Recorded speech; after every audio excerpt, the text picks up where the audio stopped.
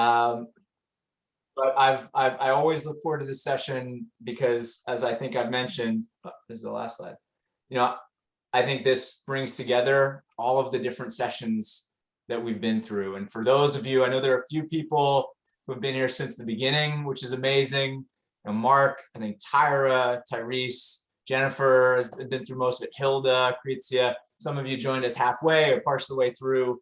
We do have the videos if you want to go back, but Housing First, I think, is a really good way to think about all the intersections between all the topics. And so I want you to hold that. If there's something that inspired you from trauma-informed care, harm reduction, our sessions on equity, as we talk about adultism and positive development, kind of hold all those conversations as we work through this. To start, I actually am going to send you guys into breakout rooms. And the reason is because we have enough people that I want you to be able to talk about our question of the day today with someone and actually flesh it out. So today I want you to think about your just in case it's someone new, you may end up with someone in your organization. I'm not going to try to over-engineer the breakout groups too much, but name, preferred pronouns, who you're representing today, so the normal stuff. But I want you to identify one success story from this week. And it can be this since Monday, it could be 7 days from now. If it was 2 weeks ago, something you're really excited about. Not a failure. I want you to think about a success. As we've talked about last few weeks, we don't often promote ourselves, I think, well enough or talk about our successes. So think about one thing that was awesome this week. It can be a small thing, a small change with a young person. It could be you overcame something bureaucratic. But whatever it is, choose something small. We'll do rooms of 3. Rooms of 3 and 2. And Amy, I'm going to send you into breakout groups too, so you can feel free to share something awesome that you went through, because I think you deserve that too. So name, pronouns, if you know everybody in your group, that's fine. You can do that quickly, but I want you to find one thing that was successful this week. I'll bring you back in a couple minutes. Please enjoy and brag when you're in these groups and enjoy talking about the success stories. And I'll see you soon.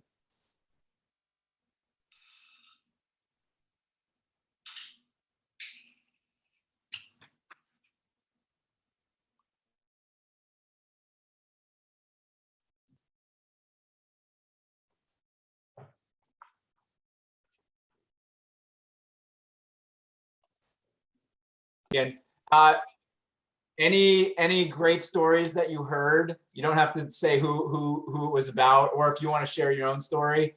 Anybody have anybody inspired by something they heard from one of their peers? I mean, I guess I'll start because I was just happy about my own story. So I'll share my own story. Please. I think Mark is going to be happy too. One of our clients gave me a call yesterday, and he's almost done with our program literally like this month. Instead of him taking over his apartment, he actually got a new apartment with him and his girlfriend and his baby, and he's super excited about it. He's already paid his first, last, and security. So yay. I'm super excited about it because he was our hard kid, and he was like a very, very, very hard kid. So he's doing really, really well, and I'm excited. Congratulations. That's awesome. Thank you. Thank you. Anybody else want to share either something that for you, please brag, or that you heard from one of your colleagues?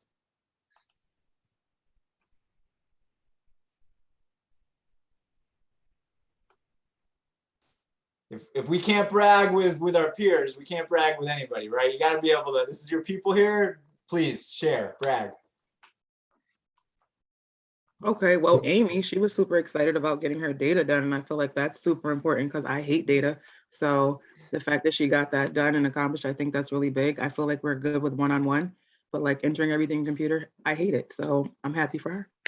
Thank you, Natalie. So Natalie's a rock star today. Who else is going to step up? One or two other people, then we'll move on. I was going to say the same thing. We've got some people happy from getting their data completed, so they can just have an easy week now. We've got programs being filled to capacity, so that's definitely always a success story. We've got clients being switched to other programs and moved in and finally have all their hopes and dreams completed. Now they're super happy. So those are all success stories. Great week for a lot of us. That's awesome, Tyler. Thank you. I heard a few people who just said they survived the week, which some weeks, that's it, man. You survived. You're still standing. some mornings with, as for all of you who have been through the infant stage with your kids, I'm still standing. I woke up the next morning. I maybe didn't sleep at all the night before, but I'm here. Anybody else before we move on want to share? Go ahead, Gene.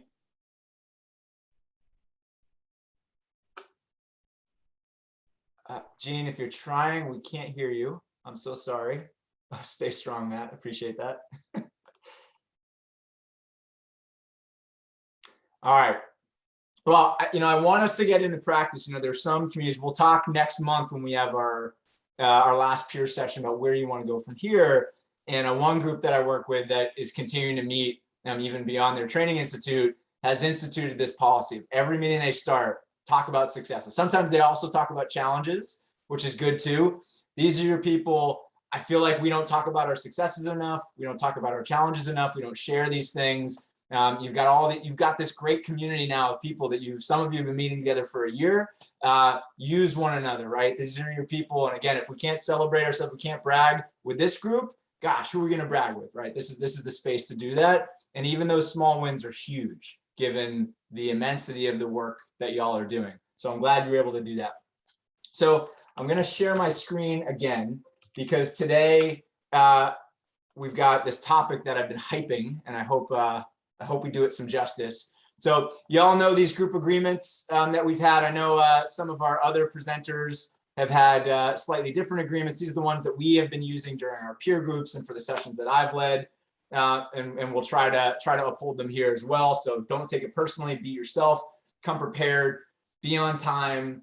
And thank you for many of you who were respecting pronouns. And you can change. I'll change my name too. Some of you have already done that. Vegas rule: it happens here, stays here. This is a safe place for all of us. Leave room and share the floor for other folks, and hopefully folks will come and engage with us who maybe don't typically do that. This is a safe space for us. Respect personal spaces. Disagreement is encouraged.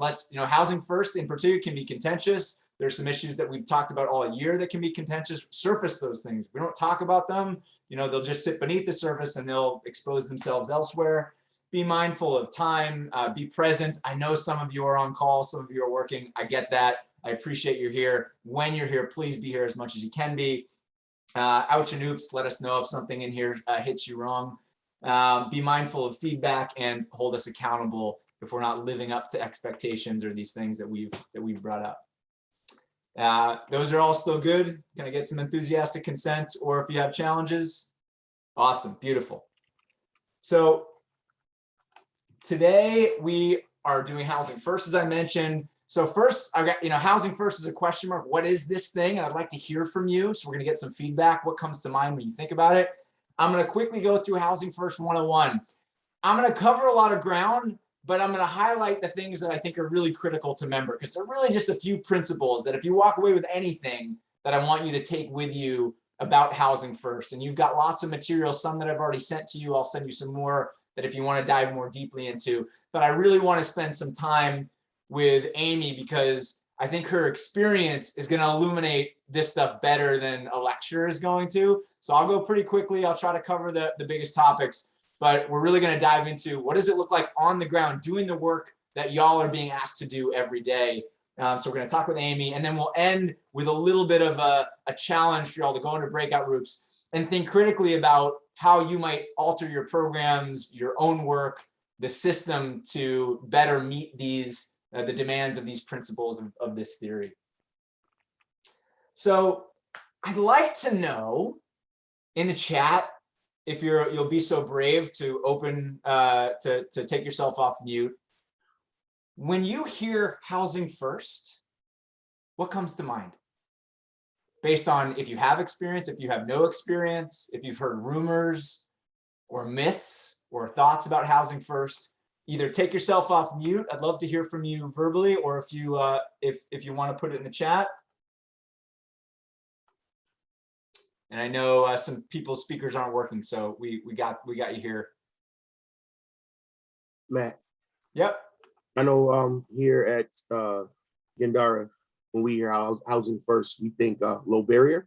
Low barrier. But the biggest thing that Emily preaches us Got it. So low barrier. And when you say low barrier, can you expound upon that a little bit?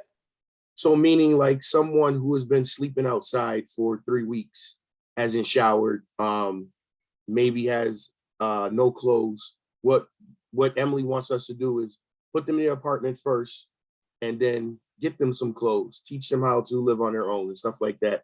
Just make sure that they're safe first, but don't let anything get in the way of housing them first. Got it. So sometimes we would say low barrier to entry, right? You don't have to do things first. You don't have to get the clothes first, get cleaned up, get a shower, whatever first. Love that. Jenny added no obstacles. Hilda added get into an apartment and figure out the rest. What else? When you hear housing first, and also for folks, if you've never heard of housing first before or never really gotten deeply into it, when I say housing first, what does it bring to mind?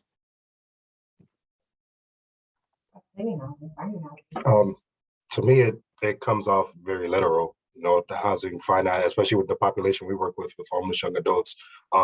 Just housing first, get them into an apartment, like Hilda said. First thing, especially if they're on the streets, especially if it's winter's coming, definitely want to focus on housing first. So that's what pops into my head.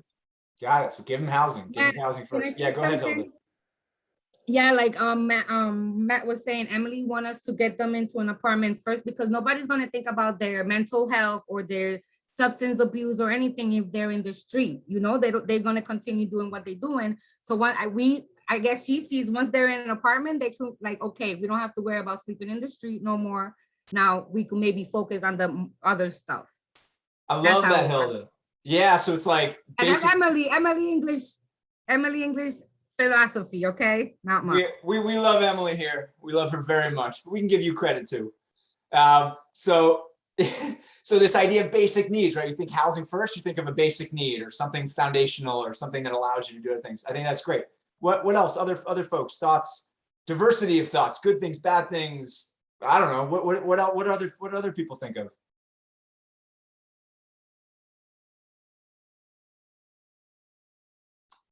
Jennifer, Jean, Jenny, Kiara, and please, Tyra, others, feel free to put it in the chat. Krizia, Rachel, Dominique, what do you think? I just kind of feel like it is what it says, housing first. You put someone in the house first and then worry about everything else after. I mean, at least that's what we've been doing at Kindar for a very long Yeah, time. cool. So yeah, along the lines of what Tyler said, so just taking it literally. This means you do housing first is the first step. Thanks. Anybody else? I agree with Mark, not being from the school world and not the housing world. I think it means like safety first, like get them safe first and then deal with everything else after. Got it. And I like that, this idea. And I think other people, you picked up on something that other people said that I didn't, which is the safety component, right? That there's something about, there's a basic need thing, kind of like a hierarchy, Maslow's hierarchy, which we'll touch on a little bit later. But there's a safety component to that as well, making sure that you're, protecting them or doing well by them, things like that. Thank you. Jenny added addressing the most pressing need, housing. So again, there's the hierarchy of need, the most pressing. Other needs and requirements get dealt with later. Tyra agreed, taking it literally. So I love it. As always, I am very impressed with this community. So those are all really nice positive things and things that I think will serve you well in the journey of housing first. And it really is a journey. So I want to at least bring up some of the myths and misconceptions because I'm glad I didn't hear any of these, but these are pretty prevalent. And actually might be, if we only stopped at some of the things you said, still could come into play or still could be secondary or third thoughts. These are things I hear all over the country all the time. So first of all, it's housing only, right? That we just give them the housing first. It's just about giving them housing or giving housing quickly. And it's really important that it's not that. And we'll talk about why it's not that a little bit later. But that's the number one thing you hear around the country for people who are concerned, or one of the myths is, oh, it's not just housing first. Housing first just means housing only. Second thing we hear, it only works for my low need clients. Or yeah, sure, that might be good, but it's only good for some guests or clients for whom that would be easy, or maybe they're already ready, right? Sure, but you need to be ready first. Similar thing that I hear all the time. The federal government is pushing this because they hate transitional housing and services. That's a really prevalent one, which would take a much longer conversation to deconstruct, but is a like, oh, this is just something that's being pushed on us from above. This is a bureaucratic thing that's moving us where that doesn't respond to our community needs. It's just a theory and not like a practice, is another one. Kind of the way some people think about positive development or trauma-informed care. Oh, those are just big theories. No, they're actual tactics and best practices and tools that you can implement. It's too expensive. Is something that I hear sometimes. And the last one is that, oh, this is, maybe it's okay for older adults, but it's not appropriate for young people. And so we're going to, has anybody heard any of these things before? The federal government's pushing this because they hate TH and services. That I've heard that before. Okay. And I'm glad that most of you haven't heard many of these things. I was like, maybe I shouldn't have put this up there. I know Amy's heard almost all of these at some point or another, because she's been in this for a long time. But these are some things you may come into. So here's my 30-minute or less. Hopefully I'll do it in less. Housing First 101. So I first want to start with, like, what is the point? Why are we even talking about this? The idea is that we want to get as many people as possible into stable housing in a way that they don't return to homelessness. It's the same point of most of the work that we're doing is how can we do this? And the folks who started along this pathway, and I'm not going to get too much into the history. If you want to know about it, we can talk about the 1990s and Samson Barris and why this came about. But suffice it to say that some really smart people identified that what we were doing before didn't seem to be working and wanted to figure out, how do we prevent folks from coming back into the system? And how do we get them out of this system that we've created anyways, which is complicated and expensive, and there are lots of machinations. How do we get them out of this as quickly as possible? And really, Housing First, in one way, breaks down to 3 simple rules. And so if you remember anything, like this is maybe the page, this and maybe some of the principles, just to remember. So number 1 is about immediate access. So as many of you said, you guys got this one perfect, right? It's about safety. It's about Maslow's hierarchy of needs, right? How do we get them into housing as quickly as possible? And so if you have a Housing First solution, you are trying to put people, young people in this case, into housing as quickly as possible, and hopefully into some sort of permanent housing situation, a way where we can find stable housing as quickly as possible. Number 2, that most of you mentioned, is this idea of low barrier to entry, right? We're not making them jump through hoops, prove that they're ready, et cetera, to get into housing. We are providing the housing and then helping to meet their needs afterwards. So the second rule is low barriers, as low as we can make them. Sometimes there are program eligibility criteria based on our funders. Sometimes there are things that we struggle to control in our program, but as low barrier as we can make it. Like, for example, sometimes you have a domestic violence program where there's some additional considerations. There are special circumstances, but as low barriers we can make it. And the third rule is no preconditions and a high barrier to discharge. So we don't kick you out for missing an appointment, for not meeting with your case manager, for maybe being caught using substances, or maybe doing this or that, or breaking one of the rules. Are there things that come about where maybe this isn't a right fit, where we have to worry about the safety of either you or the other participants? Absolutely. But we have as high a barrier as possible to discharge.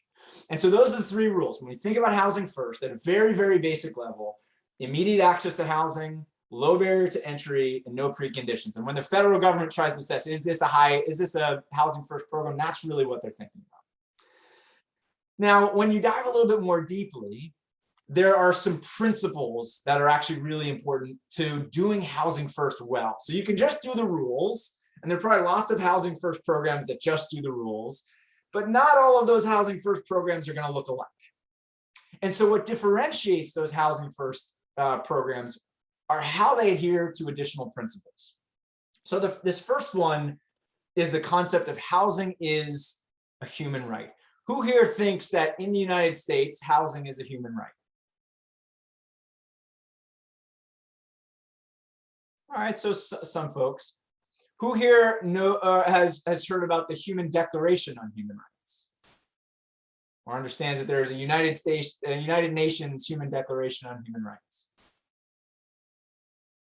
So a few people. So in the international community, there is this UN Declaration on Human Rights. I think it's Article 21 or something like that, talks about housing as a human right. And unfortunately, the United States is one of the few states that has not, the few countries that has not signed on to the UN Declaration of Human Rights.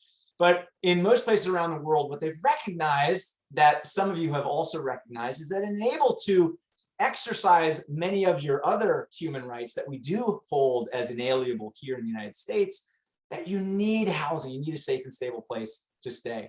And the Housing First identifies housing as a human right as a base principle.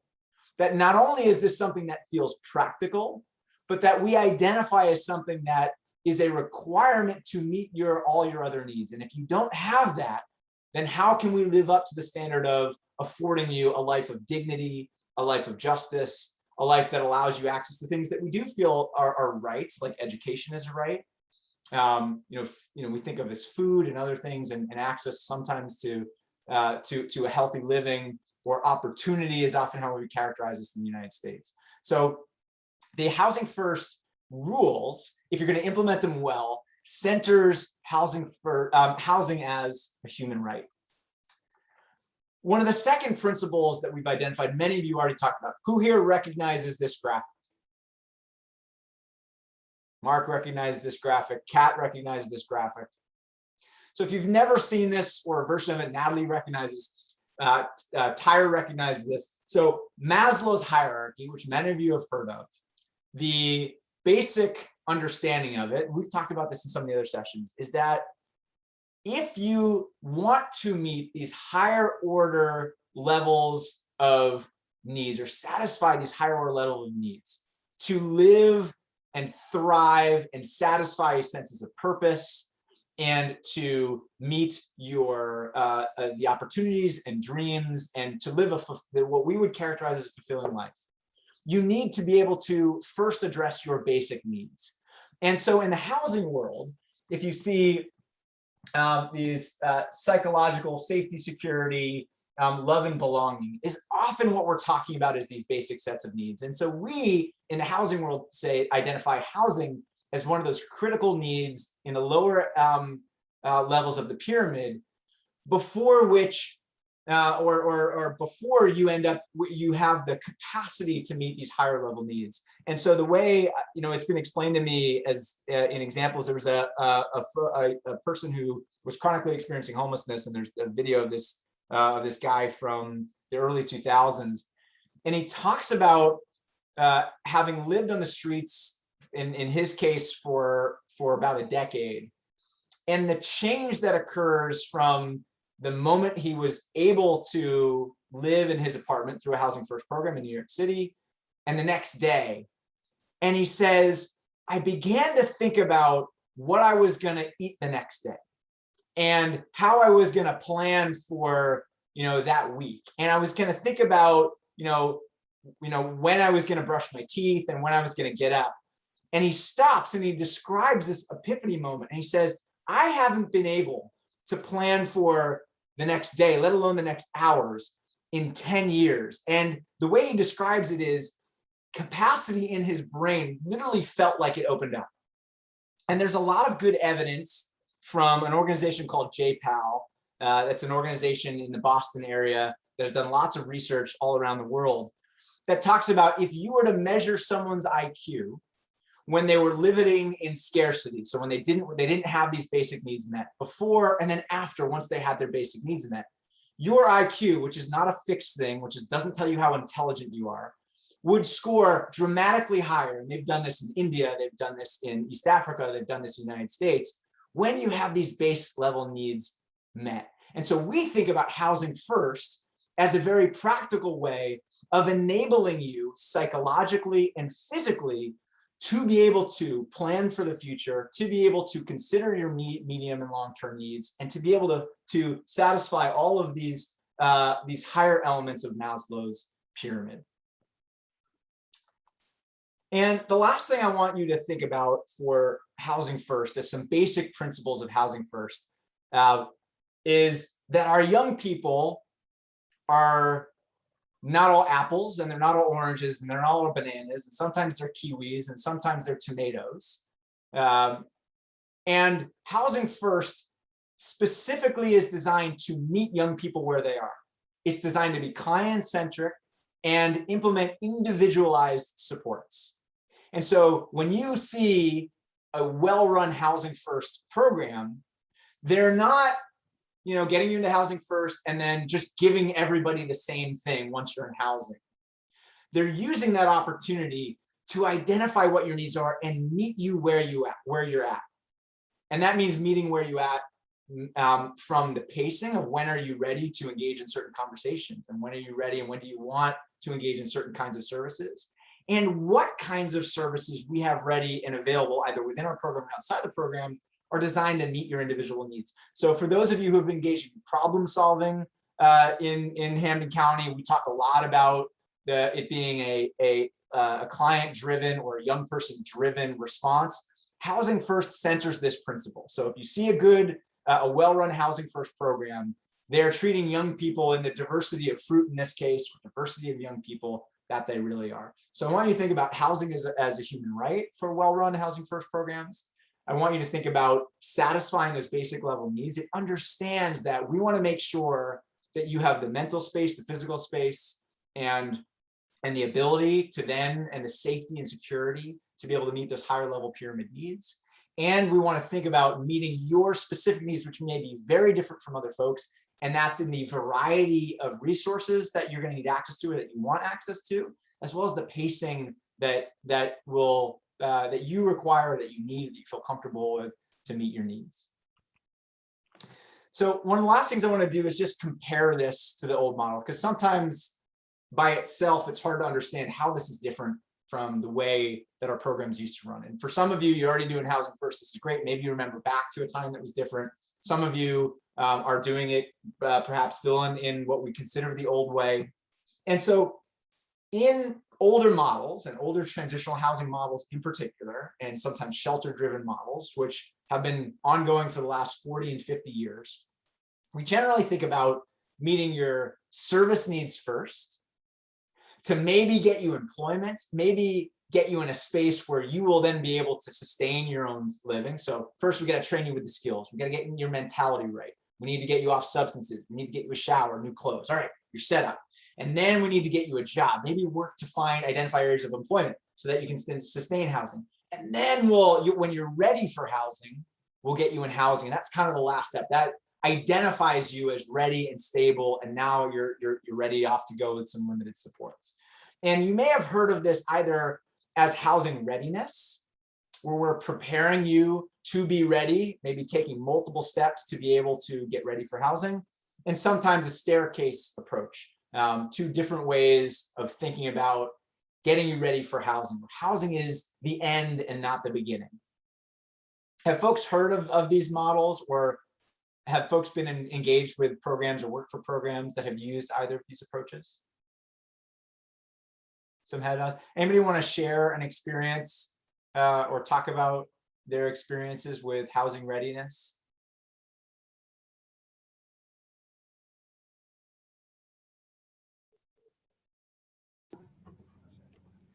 I can share an experience, Matt. Yeah. Once upon a time, I used to be a foreclosure intervention specialist for a nonprofit organization in New Jersey. But long story short, I did a lot of no-fault evictions, or people that were facing foreclosure and had to vacate due to that. So housing and the instability that comes with that causes a lot of emotional distress and a lot of mental health concerns. So what you're saying actually makes a lot of sense. A lot of the homeowners that I worked with, or the tenants that I were working with, if they didn't have the funds or they didn't have stable income, and that was the main factor in their whole scenario or their crisis that they were facing. Yeah, and so the path to get to housing, right? In order to get there, having to go through, and a lot of government programs are built this way, proving your creditworthiness, needing to clean up your history or whatever, or proving that you can be stable, can often be pretty significant barriers. That's hard work. That's hard system work, Dominique. I would love to hear. I bet you have a lot of battle stories in dealing with preventing evictions in that history. Anybody else have experiences, good or bad? There's some great old school programs out there with either housing readiness or staircase approach systems.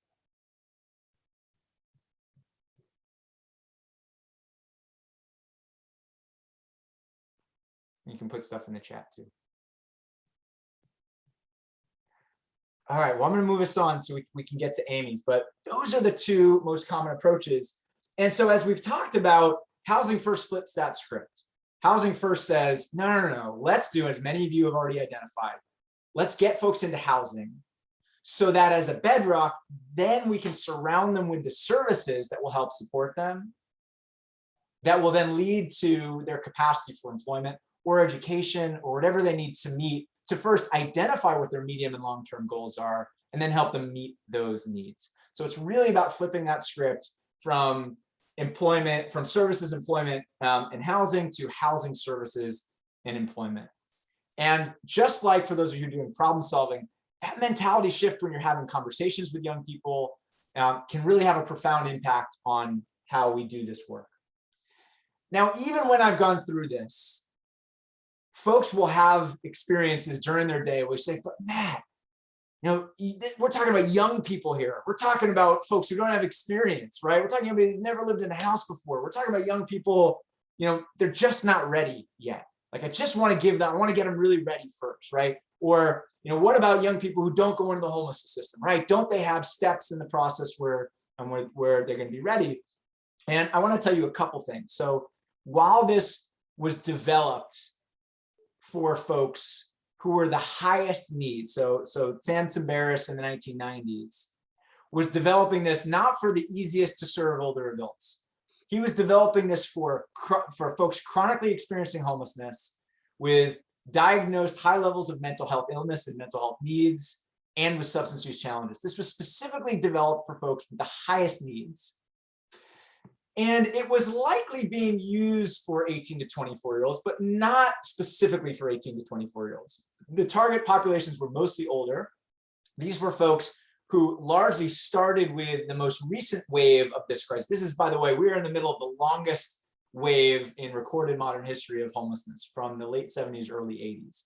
And that wave started with 18 to 24-year-olds and 30-year-olds. It started as a youth and young adult homelessness epidemic, but slowly became, as that wave moved forward, an older and older epidemic. So by the 90s, Samson Barris's group was working with late 30s, 40s, 50-year-olds, folks who've been on the streets for a long, long time. So maybe working with 18 to 24-year-olds, but certainly not intentionally, usually working with older folks. And it was only the last 10 years where we've intentionally been asking ourselves, does this work for youth and young adults? And are there considerations to meet the needs of folks who are like, oh, wait, these are young people. Don't young people need more support? And so here are some considerations, and these are things that I've learned from Amy and that Amy's developed over the years, but Amy's not alone here. There's, I think one of the things I've shared, and we'll share with you, some folks in Canada, they're actually, I think, way ahead of us, that about 8 years ago published a great report on Housing First with some programs that they've been running. So there are a number of, and they've got something called Housing First for Youth, which is great. But these are some things that I've learned from Amy over the years, where because Housing First is not housing only, and because we're meeting young people's needs, you don't have to throw away all the things you know about youth and young adults. And so the supports that we have ready for our young people are going to be all those supports that you have identified from your years of experience and expertise that they might need.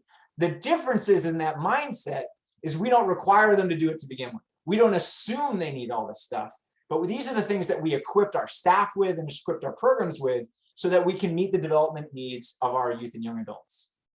And one of the most important things I've learned from Amy, and maybe we'll hear about, is when we were in New York and doing this work, I remember we had a almost like a focus group, but a meeting of all these youth and young adult programs. This is many years ago that we're trying to switch to Housing First models.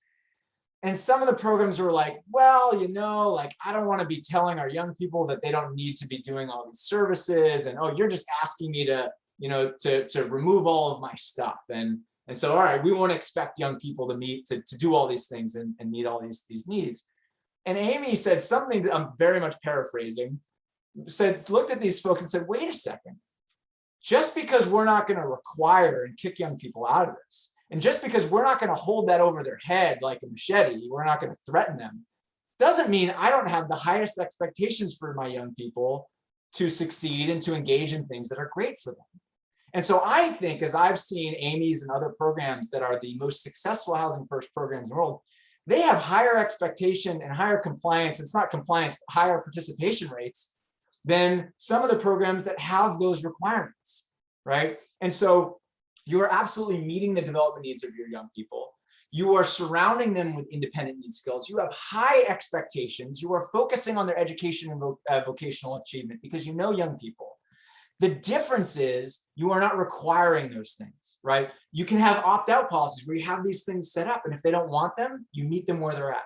You engage them in motivational interviewing, which I know many of you have been trained in and many of you are working in, but you remove it as a requirement for their maintaining their housing. And you have conversations with them that are youth-led to meet their needs.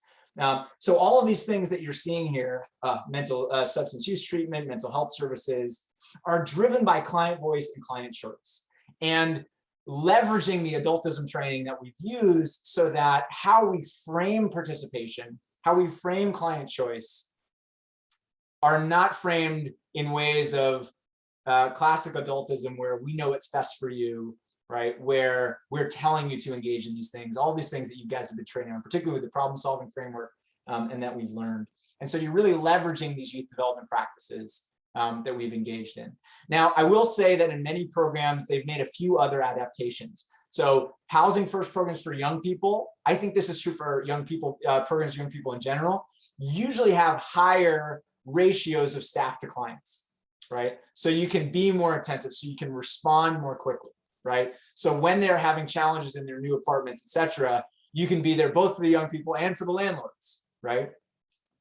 Housing First for Youth programs often look much more diverse than older adult programs. So when we think of the traditional model for older adult programs, it's usually a permanent supportive housing approach. Sometimes it's an independent living version of permanent supportive housing or rapid rehousing.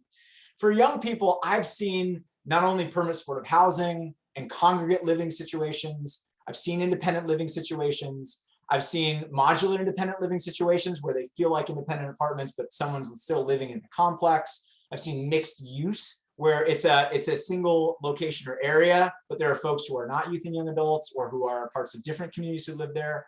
And I've seen scattered site independent living.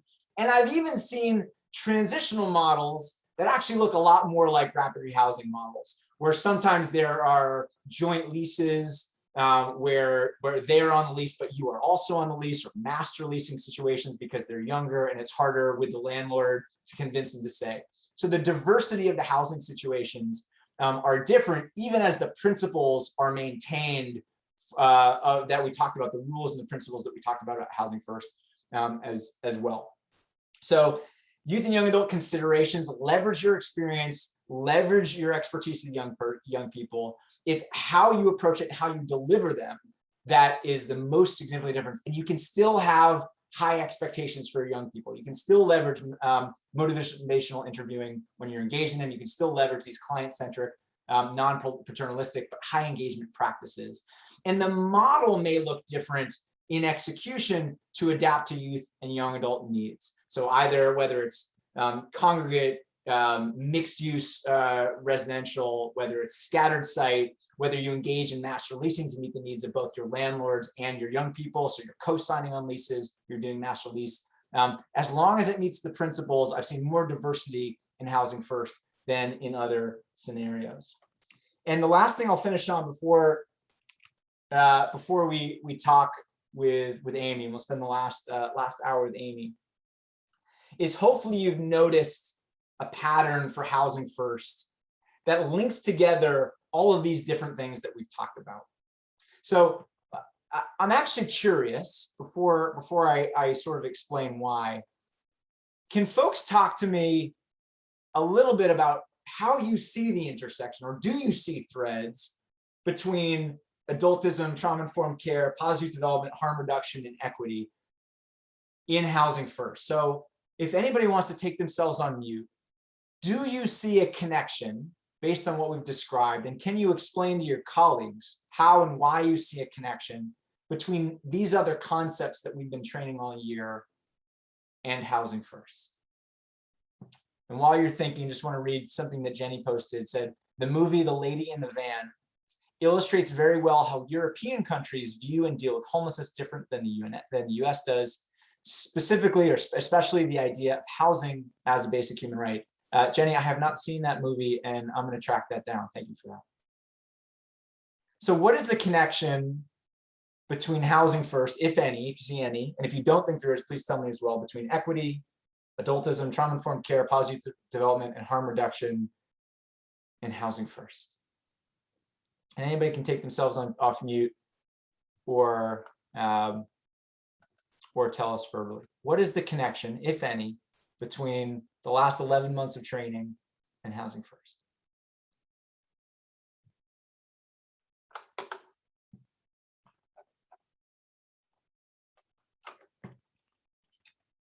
Who's going to be so brave? All right, Matt, I'll go. Go ahead, Matt. So, putting all the things together, at least in my mind, you know, I think it goes down to, I think what you were saying about Maslow's hierarchy. It allows the youth to develop in a space where they feel safe to kind of come into their own. A lot of the research shows that the brain isn't done growing until 25. It allows kind of that finding oneself, to find what direction that you're going in a way that's not forced. You're on an equal playing field with everybody else, and in a place that you're protected and can go into the world knowing that you have a place to lay your head, a meal to eat.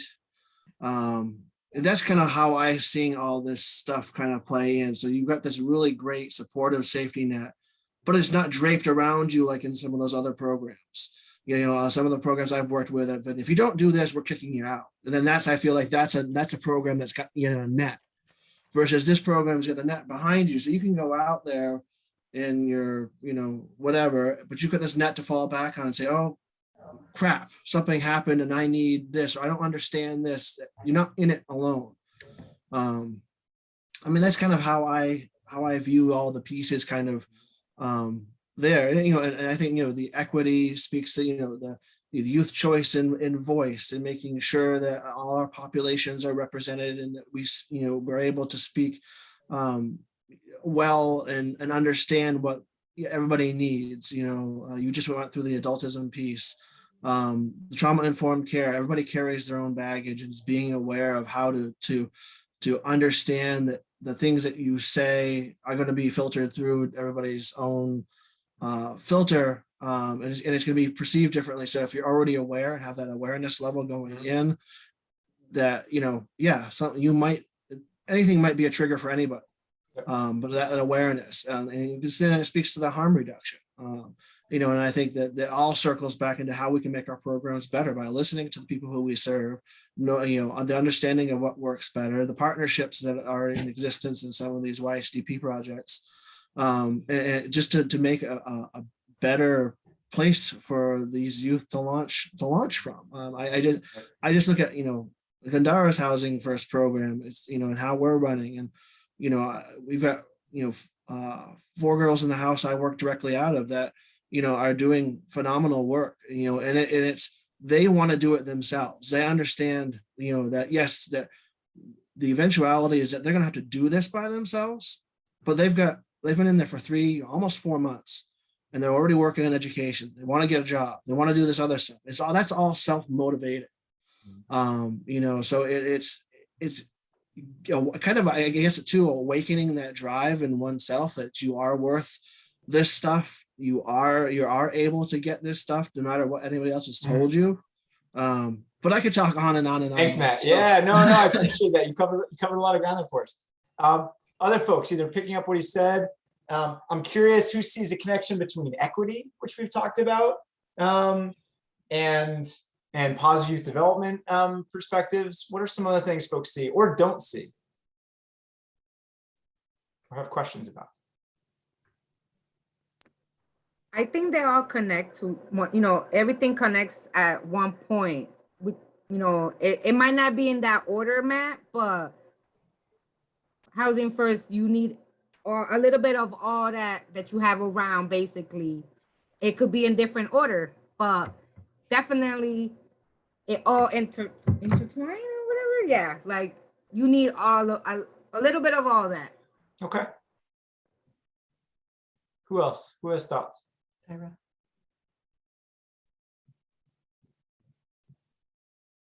Tyra's hands up. I think Tyra's hands up been for a while. Tyra, is Oh. that, I think that was up from earlier. Yeah. Although Janice, do you have thoughts? I just joined in. I just got in, so I'm joining your meeting late. I love this though. I do. I'm glad. I'm glad.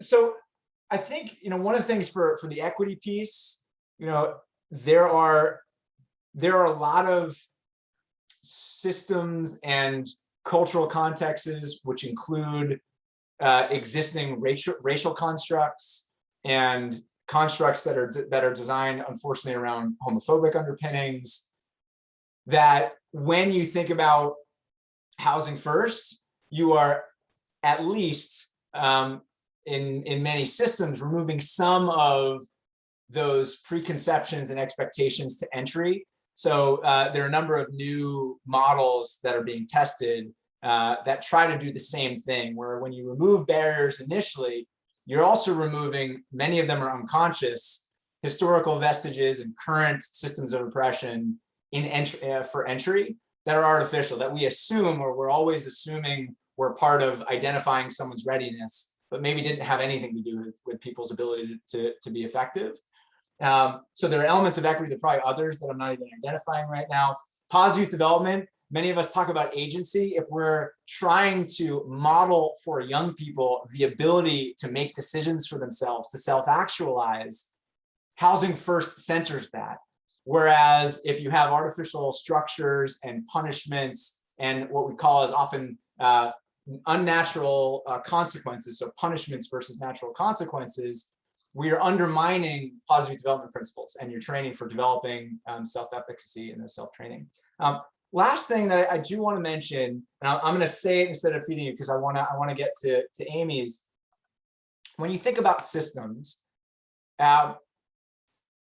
the system being housing first is a little bit different of a concept than each program being housing first. And what a housing first system says is that young people should have the option to identify and enter a program that meets their needs. And for some young people who want, for example, sober living. So I'll give an example of myself, right? So I know I am an abstainer and not a moderator. And what that means is if my wife bakes brownies, on day one, I probably can keep myself to eating one. On day two, maybe I can keep myself to eating one. On day three, that entire thing of brownies is gone. Right? No question. I cannot abstain. I cannot, moderate. For me, I need to abstain. If I need to stay away from something, I need to be away from it. Now, I feel very privileged that I am not addicted. I don't live with addiction to really dangerous substances. I feel very fortunate and lucky for that. For a lot of reasons that I think I was given that. Some are biological, some are environmental. But for some young people, they may want to be in a place where they are able to abstain one level or another, right? And there are models out there that young people may want to be in or may not want to be in. And so I am not telling you that your system can have zero resources that are designed in very specific ways. I think they're really important conversations. I'm not expert enough in the substance use world to tell you more than I just did. But if you were going to have a housing first system, you want your young people to have the option to go into programs that meet these rules and principles, right? And so as you're thinking about your system, you just want to make sure that you are not forcing young people, that young people, if they want to, and again, this is a good conversation for Hampden County, for as a community to have, that maybe there is space for programs that have higher barriers or that are for specific, or their specific needs or designed around specific additional principles. but that young people should have the option in a housing first community to be able to have immediate access to housing with low barriers to entry, with either no barriers or a really high threshold for being removed from that housing. And even if they are removed from that housing, where you're engaging in the work to make sure there's a better match for them in the community in those limited circumstances, and that meet the principles that we have available. So just want to frame that for future discussions, that is a very important topic of conversation for communities to wrestle with is, all right, if we're going to have some of those, what is the right mix of those? So that really we're not presenting young people with a false choice where there really aren't enough housing first options. So they have to go into more traditional or older school programs, even if that's not what they would choose. And last thing, Tyra said, despite the qualities that make the young people unique, where specific needs may need to be met, we house them first, then figure out what they would like attention on and the needs they would like to be met. Housing first rejects systems of oppression. Thank you, Tyra. I think that's important to leave with. So I want to transition for this last hour to our special guest. So I met Amy, probably been about 10 years. So when I worked for the federal government, New York City was one of my areas that I got to focus on. And the story that I shared earlier was one of the first conversations I had with Amy in the room about housing first. And what was really impressive is that very early on, when all of those myths were very prevalent, and the youth and young adult homeless world was very against any kind of housing first transition, or you need to give them structure. You need to tell young people what they need. It was very much still the mentality throughout, it was ubiquitous throughout the youth and young adult world. Amy's program was the first program to take it seriously and said, all right, we're going to try this. Like I see the connections between all these other things. We're going to try it. We're going to do it honestly. And Amy was not shy about sharing the challenges that they went through and how hard it was. But in doing that, I think they built the most robust understanding and the most robust implementation of housing first for young people in the country. And they did it with a transitional housing program first. Very complicated for me as a Fed coming in to get my head around. What do you mean you turned a transitional housing program into a housing first program? So Amy has now, she keeps doing a great job. So they keep promoting her. So she keeps rising up, and it's hard to get her time, but I'm really glad she's here. I've learned so much from her. She's currently vice president of school and youth programs. So she's got, in a city like New York, that's actually very impressive. She's got hundreds of staff below her all over the city of New York, and working for Sheltering Arms. So welcome, Amy. I'm really glad you're here. If you want to take yourself off mute. And I'd love it. I'll start asking questions, and folks who are in the audience, please feel free. She did it as the operations lead at a specific program. So please ask her about her experiences. I'd like to kick it off. So if you can remember back to when you started doing this, why did you decide to make the change? Was it just the federal government telling you to do it? And it's okay if that was part of it.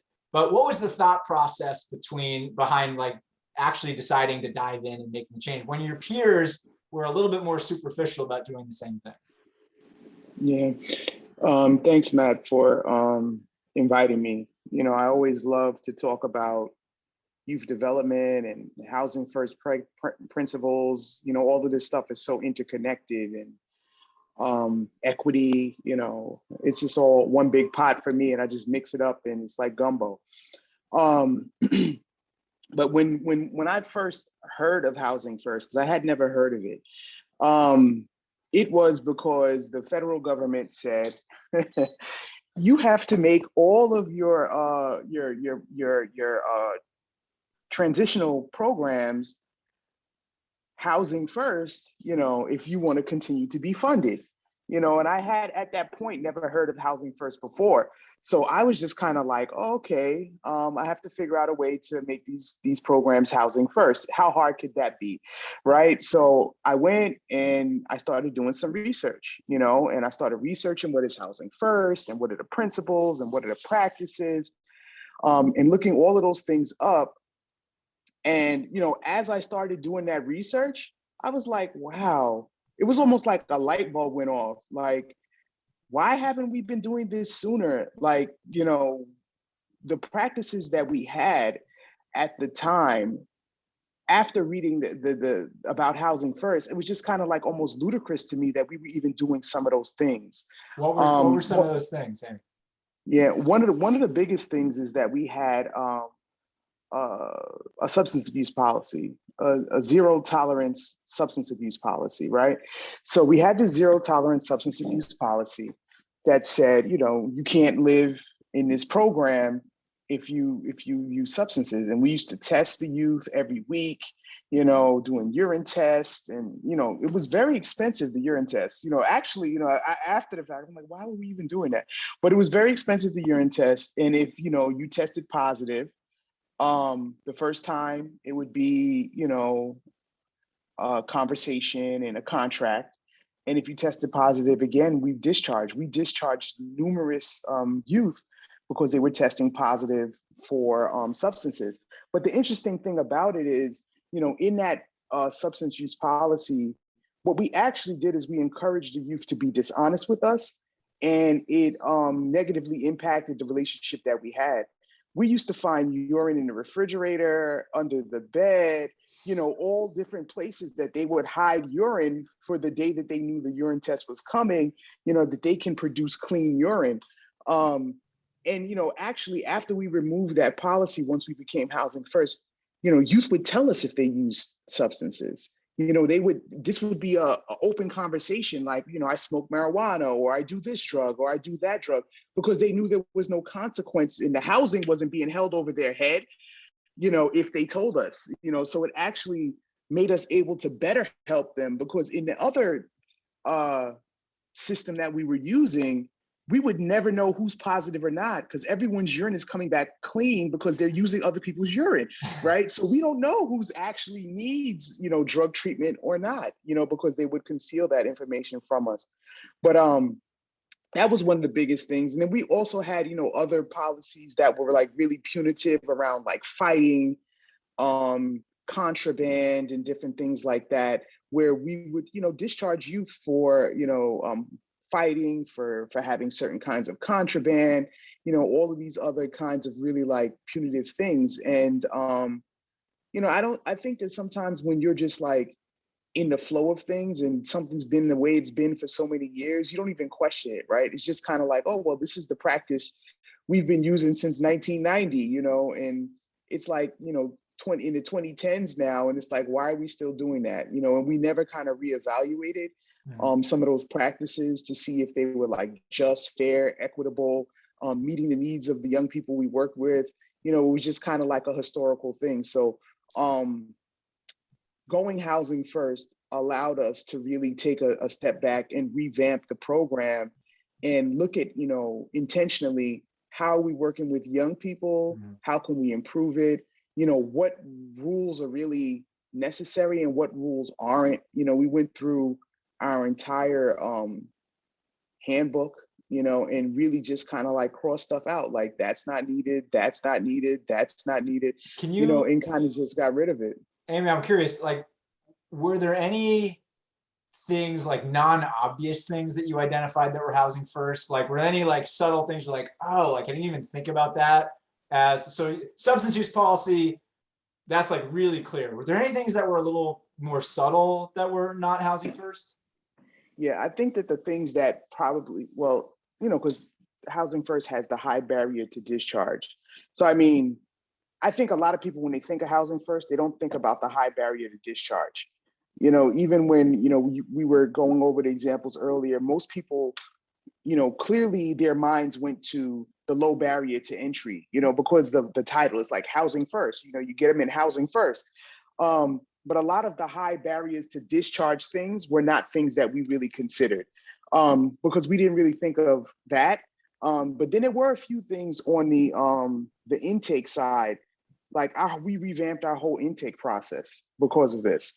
You know, we used to really have a lot of scrutiny around like mental health, you know, and mental health needs, right? And it's kind of from that, you know, old framework that you were talking about, where it's like, you know, get them services first and then housing, you know. And we really were looking at some of the mental health needs, like, are we able to meet the needs of this young person in this program if they're psychotic, you know, if they're an opioid user? These are the different things that on intake, you know, we were really like scrutinizing. And, you know, we had to let those things go. I think that was the hardest thing to tease out, because I think that, you know, my staff were most against letting young people in that had severe psychiatric issues and severe substance use issues. For them, that was a safety concern. And, you know, Housing First gives you kind of license to say a safety concern is a reason you shouldn't be here. But a safety concern is not a barrier to entry. And having mental health issues or opioid abuse is not a safety concern. Thanks. And that actually was a good segue into my next question, because we have some folks here we got frontline folks here. We also have some folks who are supervisors or risen above. Can you talk a little bit more about the challenges of change? And that can be with young people operationally, that can be with your staff, that can be for you. In going through that process, what was hard? What would you want other folks to consider? I think it was all hard. I think that whenever you're trying to lead any kind of organizational change, it's always difficult. I think that one of the hardest parts is just the buy-in, you know, because that was the number one thing. It's you have to get buy-in. So, you know, just because the federal government said we have to use this Housing First practice didn't mean our organization was okay, you know, with going into Housing First practice. So, you know, the first thing we had to do was really think about, okay, who are the stakeholders?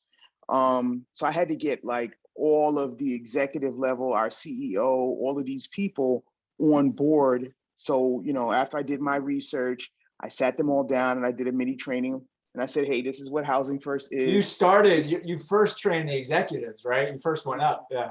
Yeah, and I said, you know, this is what it means. This is what we're gonna do. This is what we're gonna have to change.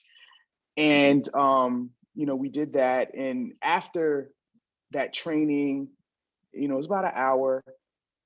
Our CEO actually said to me, why didn't we do this sooner? She had the same feeling I had, why didn't we do this sooner?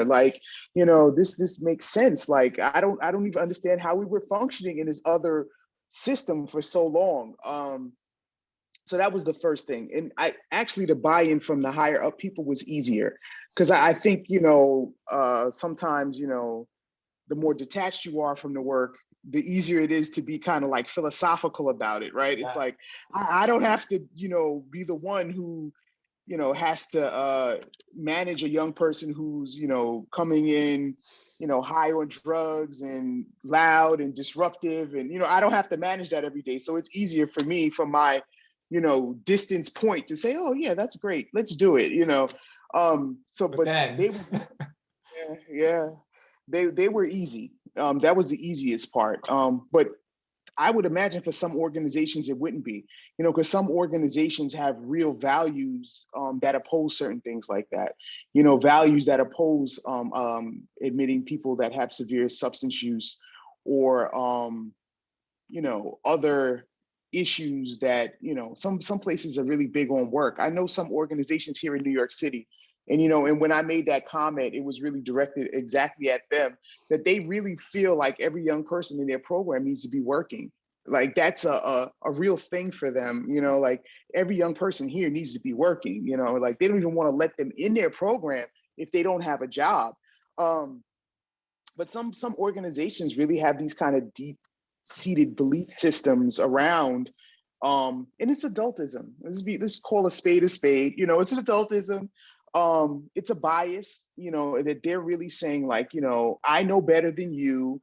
You need to, you know, do these things the way I say if you're going to be successful, right? And it's real. And those kinds of ideologies really a lot of times are really ingrained in an organization's culture. And you have to figure out, you know, how are we going to tease it out?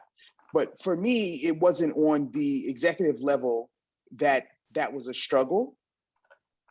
It was more on the level of the staffing, you know. It was very, very difficult to get the direct line staff to buy into the concept of Housing First. Yeah, so I wonder, now take it to the staff level, because that all strikes me as right. And as I mentioned before, the connection with equity is a lot of those cultural values that they hold come from a very historically white, sometimes there's a religious background. If you don't look, act, sound, if you're swearing all the time, if you're doing something that's uncomfortable for me, oh, that's a signal you're not ready, where a lot of that is baked in. And I think you're right. Those things for many organizations, if they're like foundational principles, are really hard to overcome. Now take us to what was really hard. What about when you told your staff about this? Yeah. We lost a lot of staff. I'm just being honest. I think we almost had 100% turnover. I think maybe only 2 staff remained, over the course of time. And I think that a lot of it had to do with their own personal belief systems. And it's very hard. And I always try to train staff to help them understand, like, when you're at work, I really expect you to use best practices, to use empirical research, to do the things that experts say works.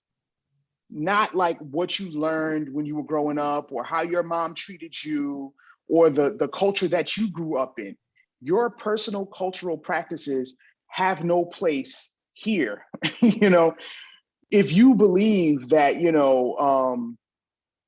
these kids are lucky because they got a roof over their head, and maybe you didn't have that when you were a kid. So, they should just do whatever we say because they should feel lucky. There's no place for that here. How you feel about these things, there's no place, in this setting for those kinds of personal ideologies and cultural ideologies. We have to be able to like control our own personal belief systems when we're at work. And I feel like that was the hardest part for a lot of people. Yeah, there was one guy that he had been working in a program since it opened in the 90s.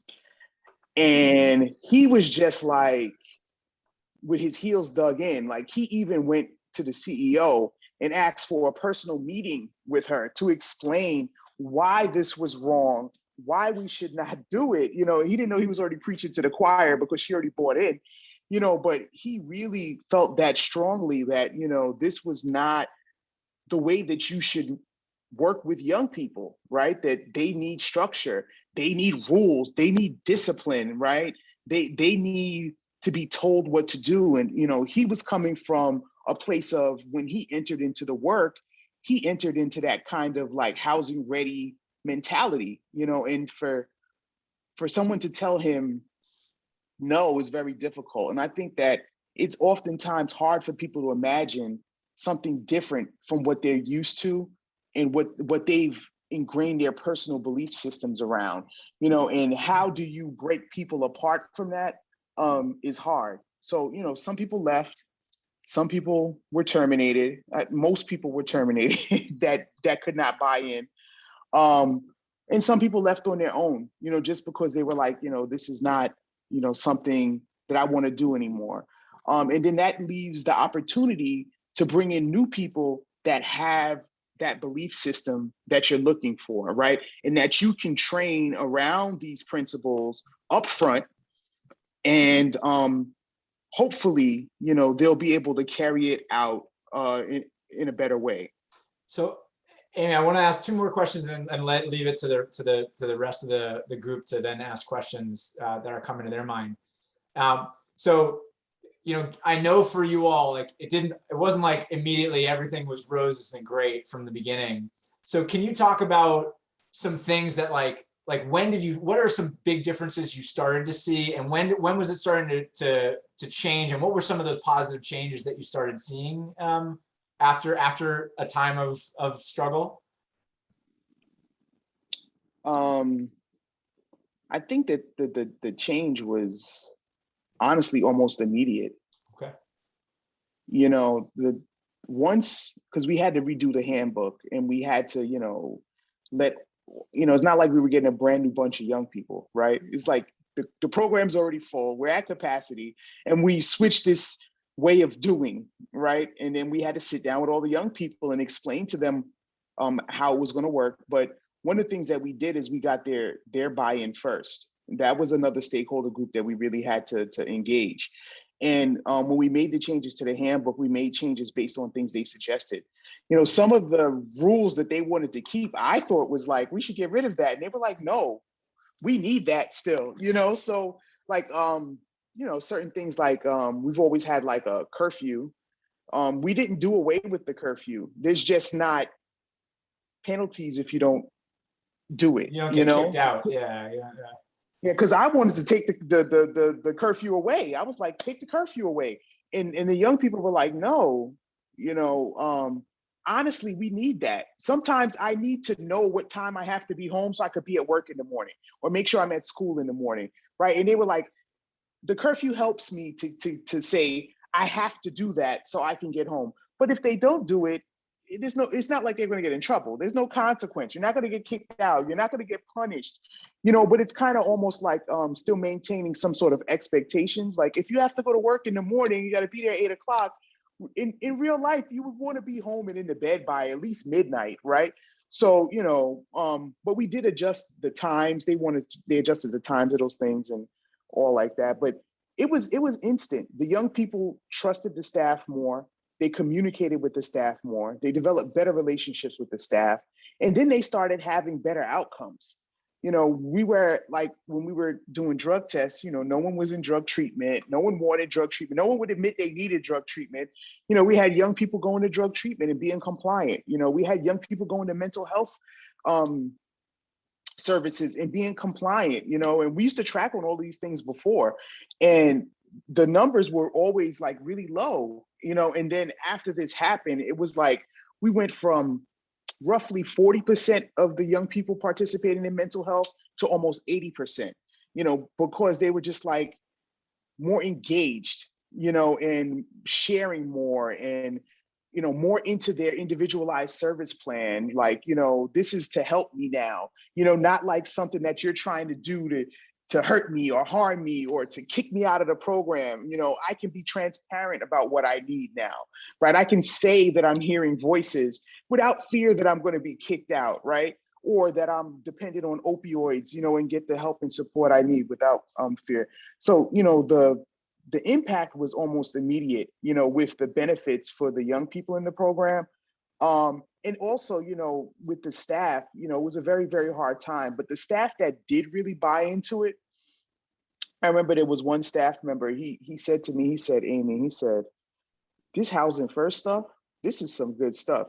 He said, it changed the way I interact with my own child. Cause at the time his son was 16. He's like, I don't know, a grown man now, you know what I mean? But he was like, it changed the way I interacted with my own child. He said, it made me think about how disciplinary I am with my teenage son and how am I going to get him to trust me, share with me, you know, if I'm being a disciplinarian, right? If I'm creating all these rules and boundaries. And he said it changed our relationship. It made our relationship so strong. And he was like, and I really have to thank, you know, learning about housing first, you know, it kind of changed his mindset on, you know, what young people need, you know, to be successful, what they need from the adults in their lives, you know, to be cared for and to accomplish their goals. But, you know, in that situation, it was really a positive one. But I can't say there was the only negative was that we lost staff, but I feel like in this field, you have a 30% turnover rate anyway. People are going to turn over. And if it's turning people over for the benefit to get people that are going to buy into the system, then it's a plus, you know. And we revamped our entire training. You know, how do we train staff that come in? You know, we created Housing First training for all new hires. We put all of the current staff through Housing First training. That's really what made some of them like, oh, I don't know. But, you know, and we hold them accountable. You know, we hold the staff accountable, and, you know, it's reiterated all the time. And one of the things that was, you know, also is because we did this Housing First with our transitionals because of HUD. Sorry. Yeah, no, it's fine. One of the things that it made us do is look at all of the other programs that we work with homeless youth as well. Like we have drop-in centers, we have crisis shelter, and we looked at all of those programs and said, okay, we need to apply this housing first methodology to every single way that we work with homeless young people, right? And we applied it across the board, which was helpful because no matter what program they went to within our system, they got the same responses, the same, it just changed everyone's perspective, made it more youth development focused. I love that. I want to open it up to questions for folks, and then I'll maybe add one question at the end when we're done. Jenny, I'm going to Jenny added a question in the chat. I'm going to turn it into make it housing first specific, if that's okay. So Jenny asked, how has your organization been affected post-COVID regarding staff recruitment and retention? And particularly, did it have any effect on how housing first was implemented through, I don't know, COVID concerns? How have you guys been affected the last year and a half? Well, I think like everyone, COVID has been really hard on all of us. I think at first, when COVID first happened, everyone kind of hunkered down on their jobs. It was like, we're in a crisis. I have to make sure I maintain this position. But once it started to free up a little bit, people started changing their perspective on life. It's like, I don't know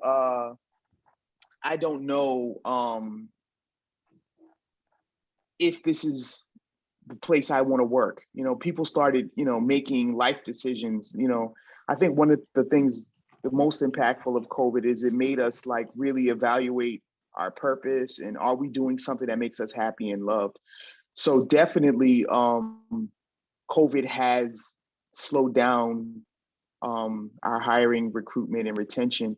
But I think that one of the things that benefits us is, for like our direct care staff, because that was where we really saw the turnover, we pay, a pretty decent hourly wage.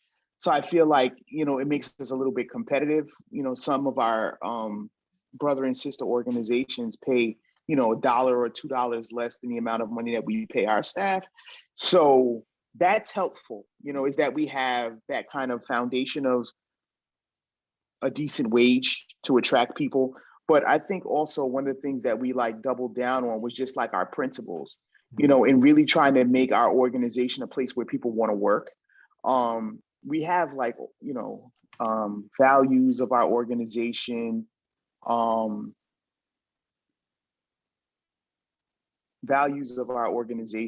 like justice and equity, and anti-racism. So we have like all of these kinds of pillars, and from those pillars, is how we're able to build out things like housing first and stuff like that. But one of the hard parts with maintaining housing first during COVID is just the training piece, because training went from in-person, because we used to be like a completely in-person training organization, to a completely online training organization. That was very, very hard switch to make, to move from in-person to online.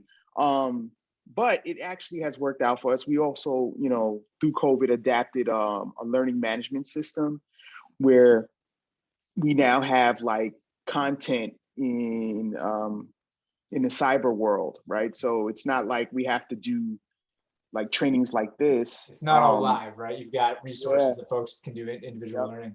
They can click on. That's awesome. And there was a quick question that I kind of falsely answered. So Dominique asked what part of New York. So Sheltering Arms is for all boroughs, but which boroughs do you actually have services in right now? Is it all 5 boroughs or? Well, as an organization, yeah, we have services in all 5 boroughs, but for our homeless youth programs, they're focused in Queens, Bronx, and Manhattan. Other questions, folks, please feel free to take yourself off mute or write in the chat about Amy's journey, where they are now, how they went through the challenges. And Amy's been focused on one program as well as now overseeing, most of all the homelessness programs. So at any level, what questions do you have for her?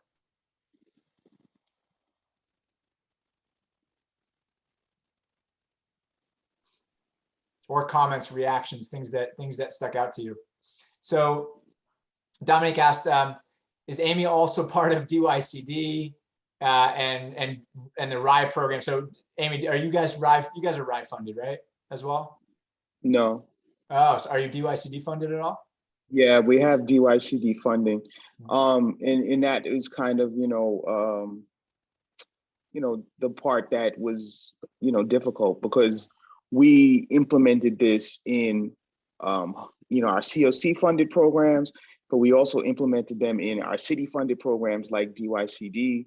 And that was like, we were aliens, to everyone else, because in that world, no one even considered or thought of what Housing First is.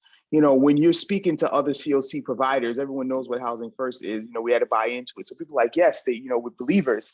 But in the DYCD world, which is much more youth development focused, which is the interesting thing that the most youth development focused programs are the ones that reject Housing First the most. But, that was a very hard transition. So we actually did some presentations. DYCD asked us to do some presentations to the other providers about Housing First and about how we implemented it into our DYCD funded crisis shelter and our DYCD funded transitional independent living programs. Because they kind of feel like Housing First is great. We would love for more of our providers to adapt this kind of like ideology or methodology, but it's not like a requirement. So, they were hoping that some peer influence, would go a long way. So we did a few presentations to them, just kind of explaining what Housing First is, how we were implementing it into, our drop-ins, our crisis shelter, and our transitional independent programs that are DYCD funded.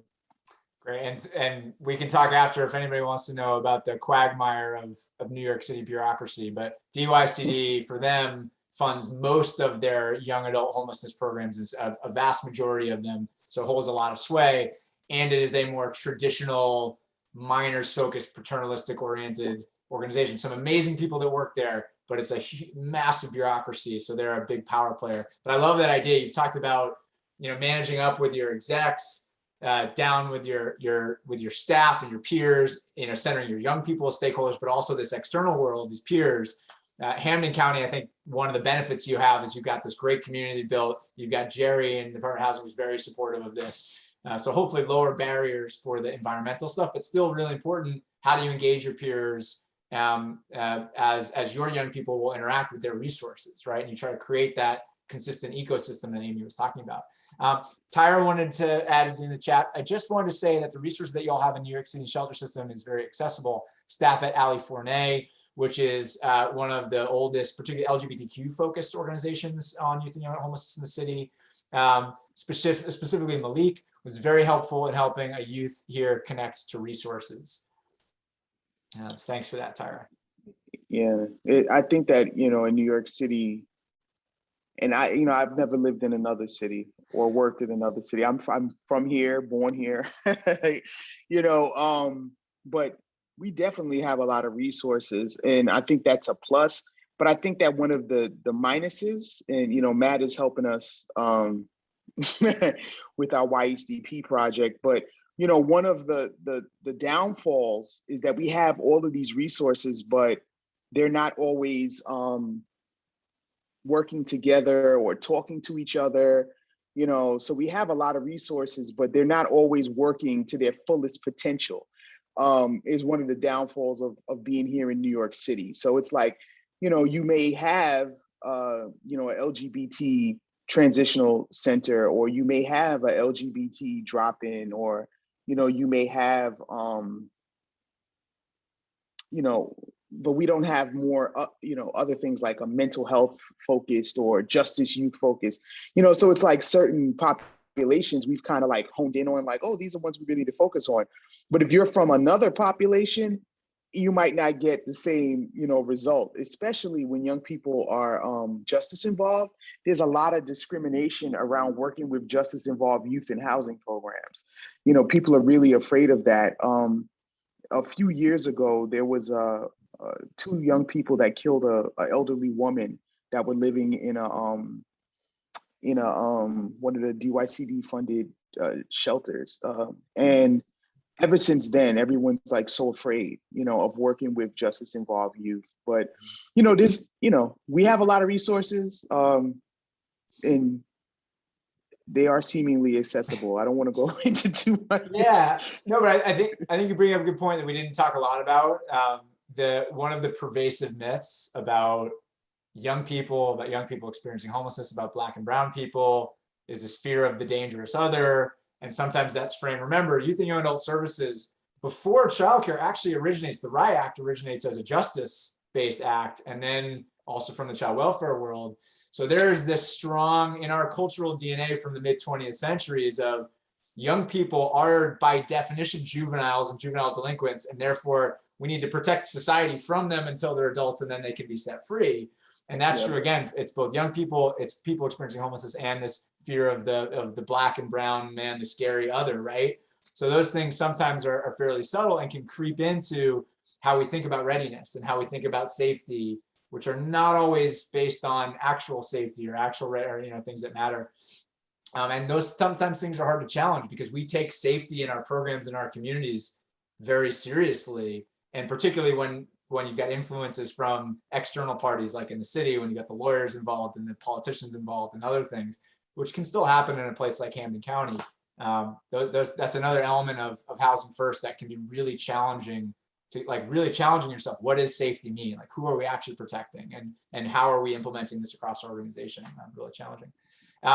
Any other questions? While you're thinking of questions, Tyra also added some more about some benefits of New York, about the 24 hours abilities for getting tested and all sorts of things, which are good quality. Tyrese? Yeah, Matt, thanks for opening up for questions. Amy, I want to start off by saying I really appreciate your presentation. I took a lot from what you said. And here in Hampden County, I am a supervisor within a pretty vast human service agency. And some of my staff are on this call. So I just wanted to say, would you be open to, one of the things that we have learned within Massachusetts is within our regions, we communicate, and we found being able to share resources and best practices have really strengthened our ability to do this work. And so my question to you is, would you be open to, I know we're all busy, if for whatever reason we had questions in addition to this presentation, would you be welcome to opening yourself up a little bit to have us reach out to you and ask more questions? Yes, definitely. I have an agreement where I do like peer support for other organizations. So I've made that commitment, and it's open to you guys as well. I'm really, for me, it's really about the young people at the end of the day. Like every day I wake up and it's like, oh, how could I make people's lives better? How could I help young people more? It's like the challenge to myself. And one of the things that I really believe in is that, like you're saying, we got to communicate with each other. We got to share best practices. Like that's so important, to make sure that, at the end of the day, young people are getting the resources that they need. So Matt, if you just share my email, my phone number, like I am 100% open to it. We can set up some Zooms if we need to, talk things through. I can even bring some of my staff with me, if you want to get some varying perspectives. But I just really believe we're all in this together, and we got to work together. And shouldn't matter like what state we're in or what city we're in, we got to work together. And I'll say, oh, go ahead, Tyrese. I was going to say that just made my heart smile. So I appreciate that, Amy, because that's kind of how we're rooted in making sure that youth and young adults' needs are met. And I also just want to say that, for CHD, this is a very new HUD-funded project for us. And so Housing First, it's a mind shift that we're going through. And I really want to kind of hear from you. I appreciate you being open to it because I think I can learn some more outside of this. And Amy, so Tyrese is very humble. You got a lot of my favorite people on this call, and Tyrese is up there, and he knows that. I actually think the learning would be bi-directional. So we want to bring problem solving down to you all, which is this really cool protocol that Hampden County not only took on, but has helped us grow and develop and actually make it much better than it was. As a YHDP community from last round, they went through what you guys are going through right now. So I hope we can take advantage both directions, because yes, I'm so happy for you to bring all your expertise and learning to Hampden County, but I think they could actually probably offer some good stuff in return. Other questions that folks have about Amy's journey, what they went through, how they got to where they are, challenges that you've thought of. Jean, Jennifer, Jenny, Kiara, Janice, Natalie, Rachel, anybody that hasn't had a chance to, Erica hasn't had a chance to weigh in, Mark. Tyra added, loved hearing about your experience, Amy. Thank you for the interview. Yeah, thank you guys for having me. Anybody else? Concerns? Matt said, I'd like to see how we can make these work in rural communities. That's a good question. Matt, do you have a particular question, or is there a seed of why you think it might be difficult? Well, I'm looking at like New York City compared to Franklin County. Yeah. You have buses that run late. You've got modes of transportation. You've got, like, I could walk probably 3 blocks and hit, like in Boston, I could probably hit 3 dunks in a block. It's like all the resources are there. Sometimes in rural communities, the streets roll up at 6 p.m. And buses don't run. You miss a bus. For example, I had a young woman who had an appointment in Orange in a car. It takes about 40 minutes to get there if you drive the speed limit and whatnot. But a bus, they stopped running at noon. So this person's appointment took them till 2. They would have been stranded in Orange. It's like, so all these things, not to say that we don't have them, they're just super spread out. And sometimes it's I have to say, Franklin County really communicates really well. There are a lot of great service providers that work really well together. There's a lot of networks, there's a lot of advocacy, things like that. So there's a lot of things that are going for rural, but there's a lot of struggles. And one of the biggest struggles we have too, and I think, Hampshire County might be struggling with this, maybe not as much as we are, but the housing stock. I just sat on the bipartisan, the presentation to Congress for the 2019 data, and just listening to how, that stuff is kind of getting filtered to the people who are ultimately making some of these decisions that roll down to states and local governments and how they're putting their monies. And it's just, our folks who are homeless, they weren't even necessarily counted in this whole thing. They're looking at community, people who are in housing that are experiencing hardship. So I guess it's rolled into 2 different aspects of how resources are rolled out to a rural community, and how are you be able to access with, in some ways, some insecurities. I mean, I know that there are several food pantries, but there is still food insecurity. There are several shelters, they're spread out. But yeah, so that's I guess that's the kind of I think I get it, Matt. I think I pulled out kind of 2 things. So there's, on the one hand, the water beneath the waves for me is, as we think about housing first, the rules and the practice of housing first, are there challenges that we're holding up as reasons not to do housing first, right? So are there like, oh, but we deal with this, so we can't do that. So how are we interrogating the reasons why we are not, being fully housing first or addressing these principles? And actually, is there a mind shift that we can make to make it work in this scenario? And then on the other hand, what I hear you saying is, but to live up to housing first, Matt, you said we need to be able to meet them where they are, right? We need to be able to provide individual support. So what if we can't provide them with those resources and actually do that? How do we operate in that space? So Amy, I wonder if you have thoughts, and while I don't want you to speak for rural communities, even in a place like New York City, there are resource deserts. And sometimes it takes, an hour and a half to get from one side of the city to your resources. So maybe from that perspective, you can kind of address some of Matt's concerns. Yeah, I think that one of the things that I was thinking about when Matt was speaking was our RHY system 10 years ago. 10 years ago, we had like 100 beds in New York City. Like our youth count tells us that we have, Thousands.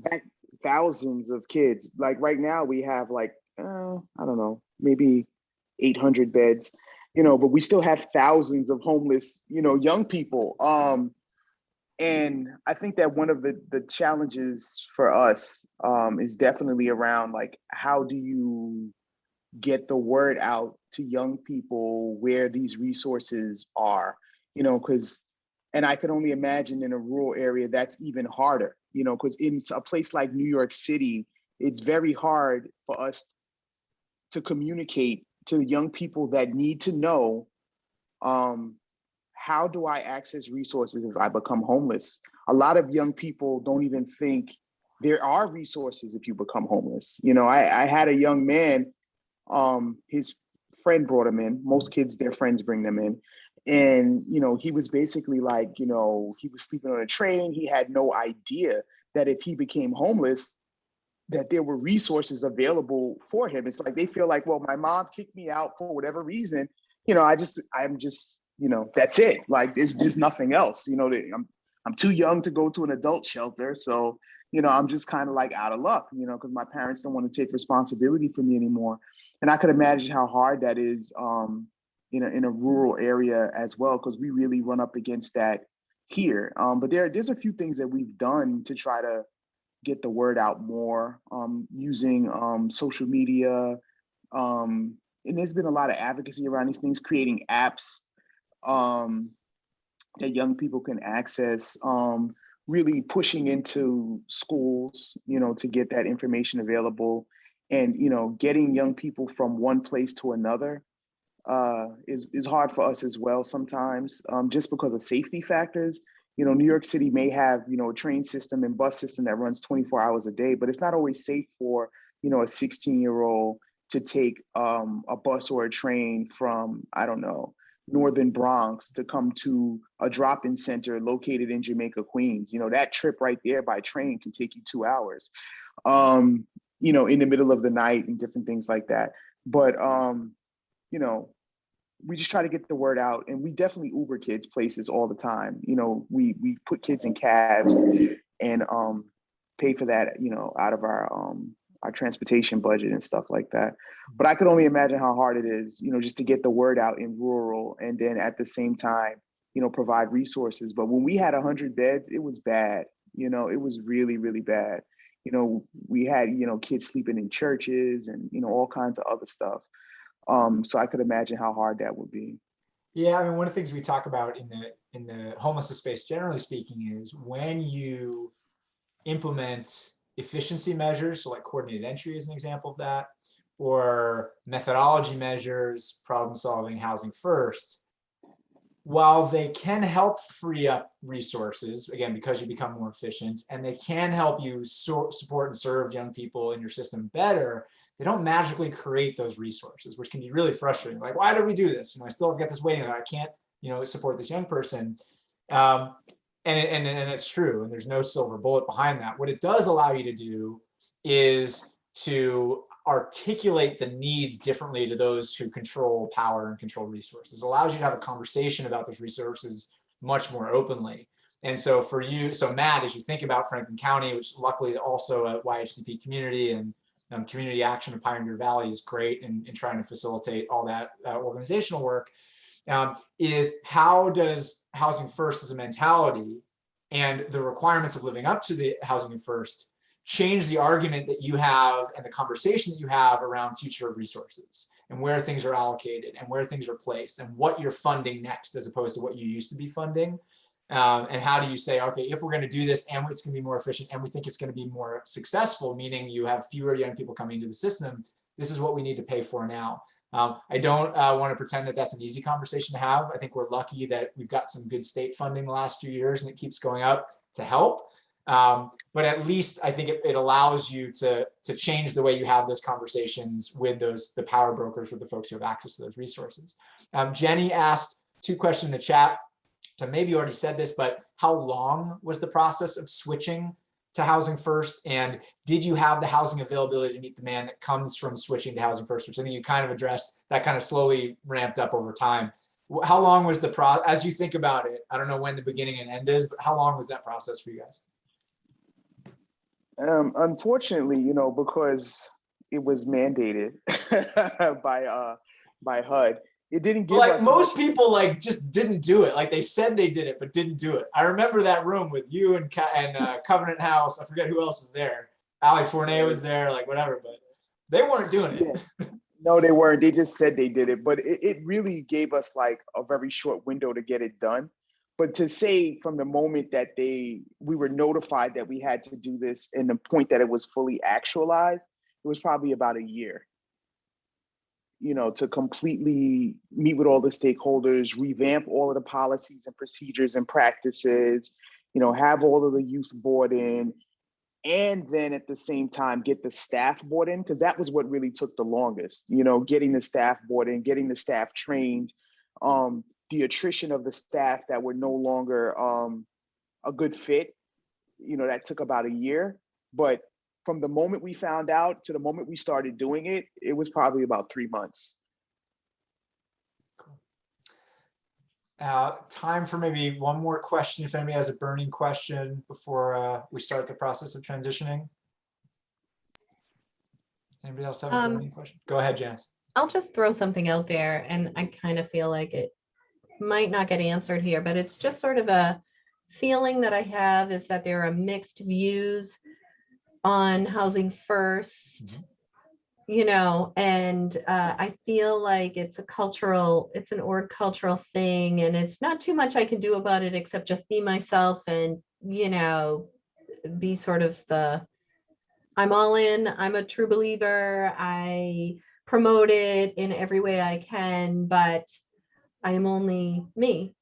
And I'm kind of up against maybe, other people who have different attitudes toward it, and the ability to kind of talk on both sides of that fence and pick and choose when we want to go there. Yeah, so Amy, I wonder if you and Janice, so I'll share, definitely watch the recording. We talked a little bit about the myths and things beforehand, but you're right. I think that's a reality faced by most of the country right now, even 10 years into the youth movement of moving to Housing First. Amy, given that you were at a more direct service level, a couple levels on when you started this, what advice would you give somebody who's a little bit closer to the ground, who aspires to change the organizational culture and sometimes feeling powerless?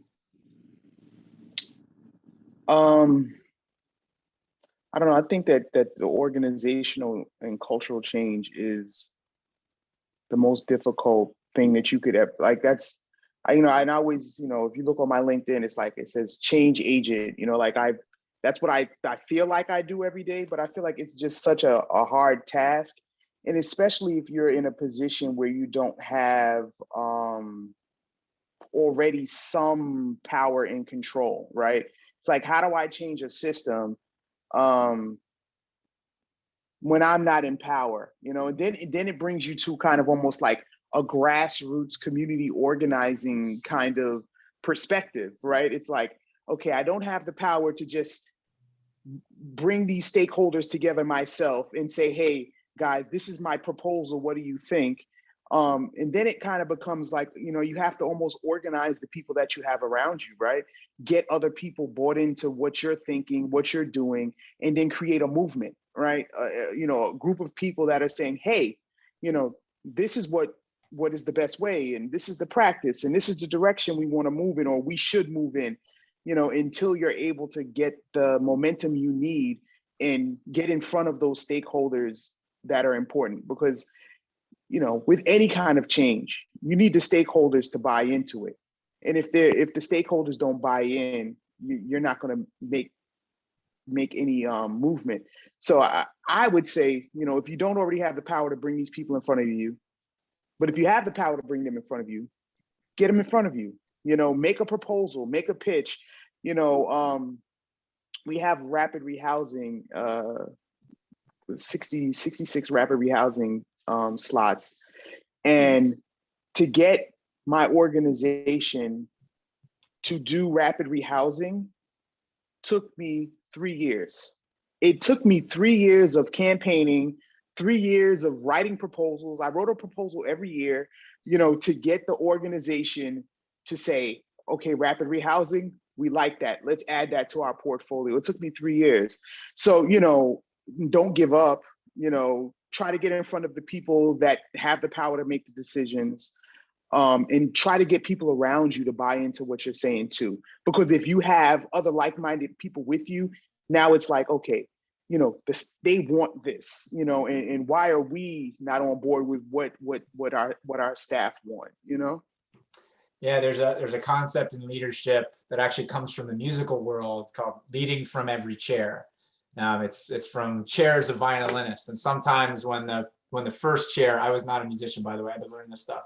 When the first chair falters, the role of the second chair or the third chair, where they're at, how do they step in from their position? They don't all of a sudden play the lead person's role, but how do they play their role differently to help guide the first chair to get them to continue playing or move in the right direction? And I take that very seriously, because leadership is not a position, leadership is an action. And you exercise leadership based on whatever your formal or informal authority is. And sometimes that's what Amy was describing as stakeholder mapping. Who are the people who have power? Who has formal authority? Who has informal authority? Maybe there's a person at the grass level in the organization that everybody listens to, right? And how do we talk to them? I think one of the lucky things you have, Janice, in the community is you got all these people, and you have Jerry McCafferty, and you have other folks on board that you can leverage externally, and identifying what power you have, what conversations you can start. How do you bring people to community sessions with some of your peers so they can hear it from somebody else, sometimes from different voices? You can ask, I can show up and you can hear from Matt, the external expert, if that's helpful. But yeah, for some organizations, cultural change is always really difficult. We got a few minutes left. Amy, before we end with you, last thoughts, considerations, special things you want to let this community know about what they're about to engage in or continuing to engage in with Housing First. Well, I'm definitely again thankful to have the opportunity to speak with you all, and just want to wish you the best of luck, and just say that in the process, don't give up. It's going to be difficult times. It's going to be hard times. Times that are going to make you reevaluate the decision. And one of the things that you have to do is ensure that you're gatekeeping your Housing First principles.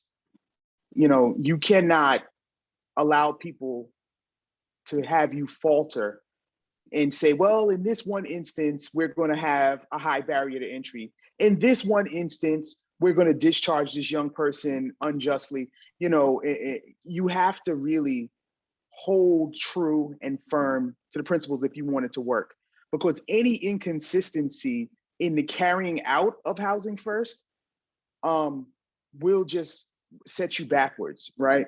You have to really gatekeep it and be firm with it.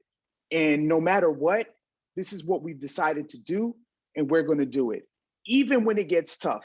There was a time where a young man was living in one of our transitionals, and he got into an argument with his roommate. He was a blood gang member. He got into an argument with his roommate, and he pulled out a box cutter. He was threatening to cut him, and it was just like a really bad, crazy scene. And everybody was like, get him out of here right now. He's got to go. And I was like, no.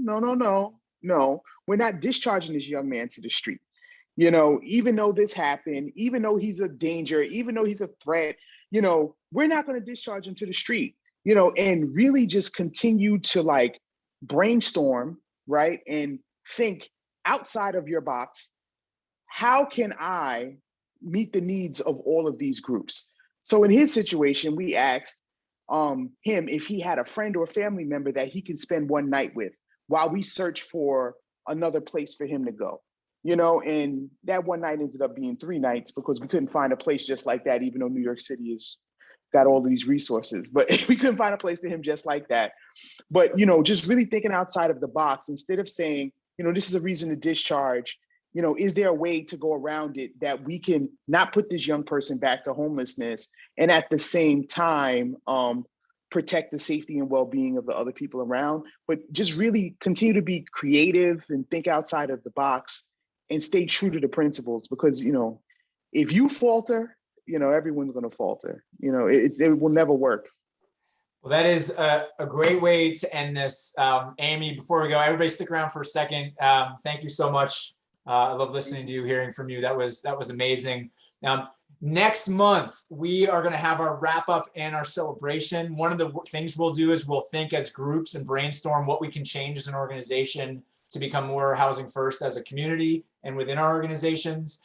There will be a survey that you guys were getting. I appreciate all the time that y'all have spent with us. This has been fabulous over this year, or even if you've only been with us for a few months. I will try to get all of the lessons from the last 2 weeks up so you can watch if you want to rewatch and listen to Amy again. I'll make sure to connect you, and we will see you next month for our final peer group. We'll digest all this stuff together. We'll brainstorm a little bit. But thank you all so much. This has been a fabulous journey. I really appreciate your partnership and your trust in this process. And I hope you have a fabulous rest of your day. Bye, everybody. Thank you so much.